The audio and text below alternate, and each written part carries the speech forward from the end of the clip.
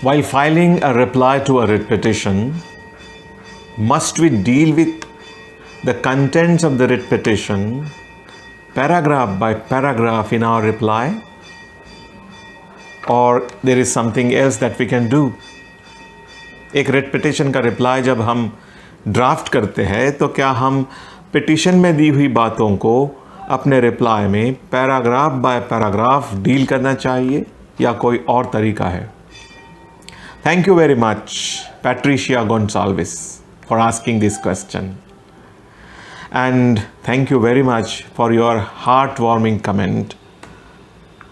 Friends, Patricia has commented below one of my videos titled Admission Hearing Stage in High Court.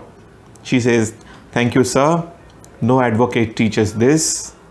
They treat it as a trade secret."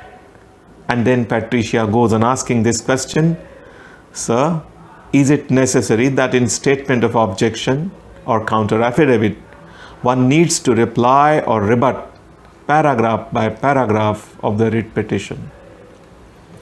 That's a very good question. I had not made any videos on this topic. I had made videos on the drafting of writ petition. The drafting, filing of petition, but not on the drafting of reply.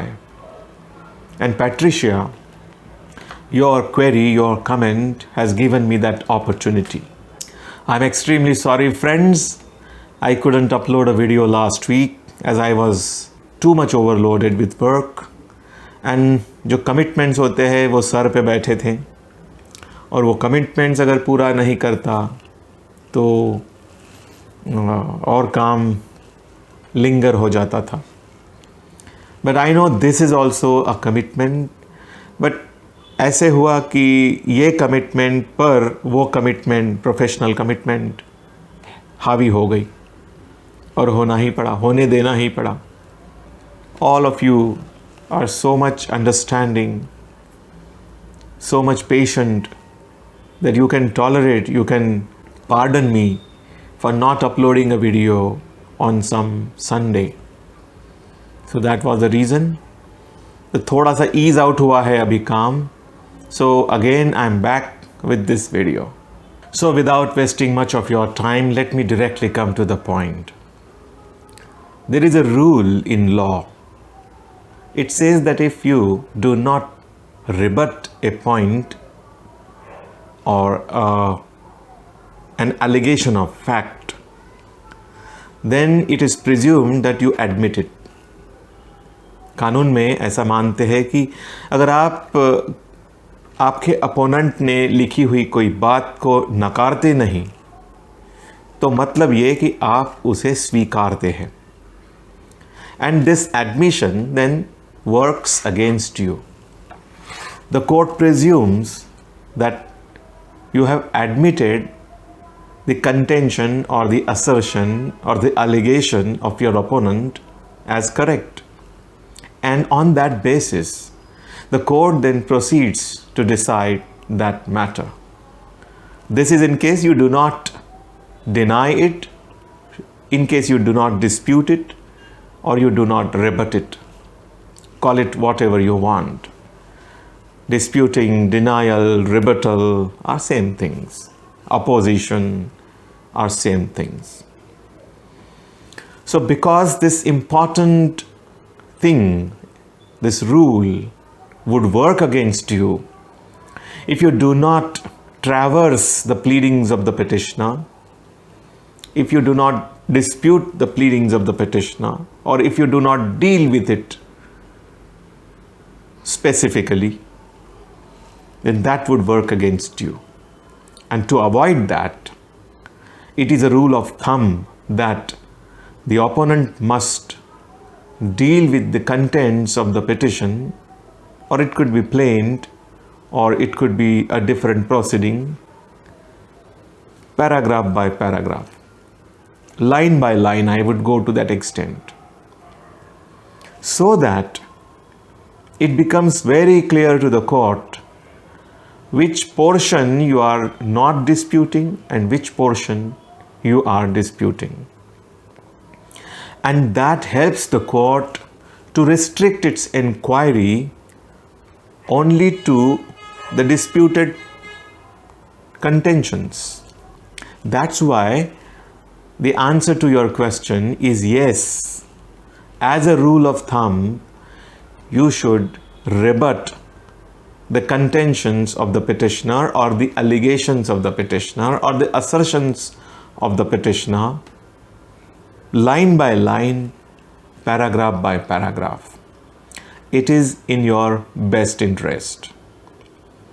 Sometimes it may happen that instead of rebutting the contentions of the petitioner in a very strict paragraph by paragraph manner, you may choose to deal with them point wise. It happens. Sometimes the petitioner raises so many argumentative issues and mixes them up throughout the petition in various paragraphs. He scatters them up. It's difficult to sometimes go very clearly, paragraph by paragraph, knowing exactly what he wants to say. Sometimes he repeats, sometimes he tries to confuse. In that situation, the method of first identifying the adverse points and dealing with them point by point rather than paragraph by paragraph can be effective. But then you have to be cautious even here. You will have to ascertain that you are also dealing with the statement of facts, the assertion of facts in your reply, so that no fact goes unreplied. So although you choose to, in the second method I'm talking, in the second method, if you choose to reply the petition in a narrative manner rather than going paragraph by paragraph, you must ensure that you are replying to each and every adverse allegation.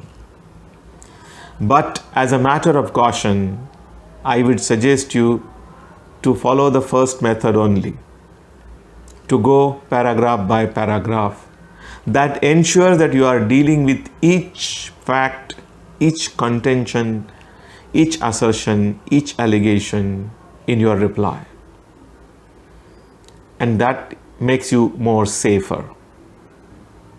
Now, as you would mature in your practice, then your sense would tell you in what situation you should go paragraph by paragraph strictly, and in what situation you can go in a narrative way. That would take some time. But for now, this much is enough. Thank you for watching and see you in the next video.